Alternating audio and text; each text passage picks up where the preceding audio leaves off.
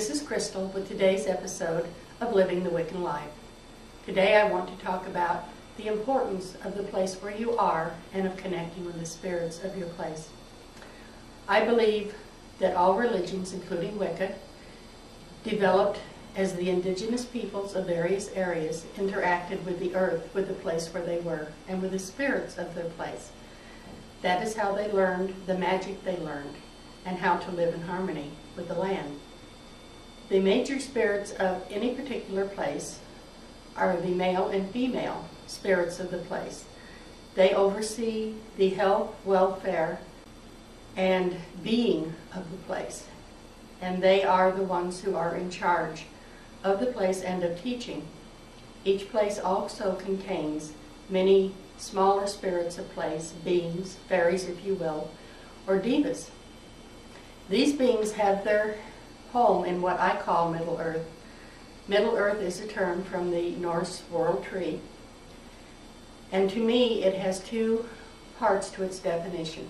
The first part is the physical world we live in.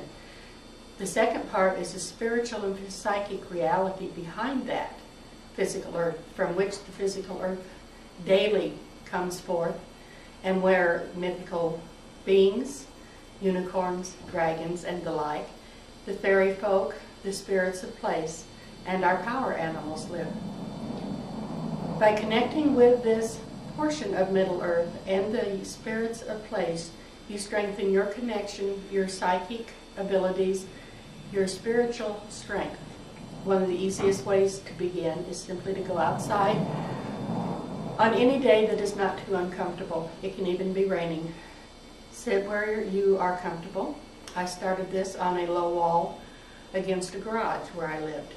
Have your feet flat on the ground. You can be wearing shoes and socks, that's fine. And just be aware of the feeling of your feet on the ground. Eventually you will begin to feel energy coming up from the earth. Or you may be aware of one of the first things I experienced was a feeling of warmth coming up from the earth, an acknowledgement of my attention. And then on successive days, always have the connection of your feet on the earth and your awareness. Close your eyes and listen to all the sounds. And this can be in the middle of a city. It doesn't have to be out in nature, although that can be wonderful. And there will come a point where you may be as fortunate as I was, because one day I was aware that all sound is ecstasy, even the sound of a jackhammer in the distance, when you make that connection with what is going on. Another day, use your sense of smell. Be aware of everything you smell and try to identify it. And then another day, feel the breeze going by. Be aware of the sun on your skin. Be as aware of all the physical sensations as you can. It is helpful to do a small prayer when you do this. When I do it, I always acknowledge the four directions, the four elements, the earth our mother, the sun our father, and the sky our grandfather and grandmother. And before I leave, I give, sometimes I will leave tobacco, sometimes cornmeal. And I always finish this by saying, the blessings that are mine to give, I do give to you.